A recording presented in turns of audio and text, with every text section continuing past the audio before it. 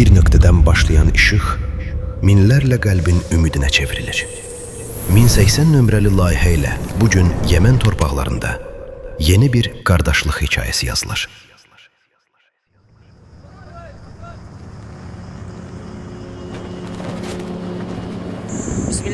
Mərhəmətli və rəhimli Allahın adı ilə. Ağır susuzluq sınağı ilə üz-üzə qalan və köməyə ehtiyacı olan yüzlərlə insanın dadına çatmaq üçün Yəmənin Taiz mühafizəsində 3 ədəd böyük su tankeri tam hazır vəziyyətdə təyin olunmuş nöqtələrə doğru yola çıxır.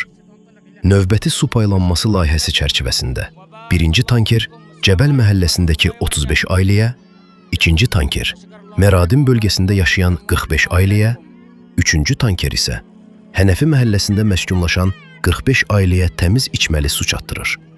Beləliklə, ümumilikdə 125 ailənin su ehtiyacı qarşılanaraq, onların böyük sevincinə və dualarına vəsilə olunur. Bu mübarək humanitar yardım aksiyası Bakıdan olan xeyirxah qardaşlarımızın dəstəyi və Əl-Baraka Cəmiyyətinin vasitəçiliyi ilə uğurla reallaşdırılır. Allah bu xeyirli işdə əməyi keçən hər kəsdən razı olsun. Allahın salamı və rəhməti üzərinizə olsun. Esselamu aleyküm və rəhmətullahi və bərəkatuhu.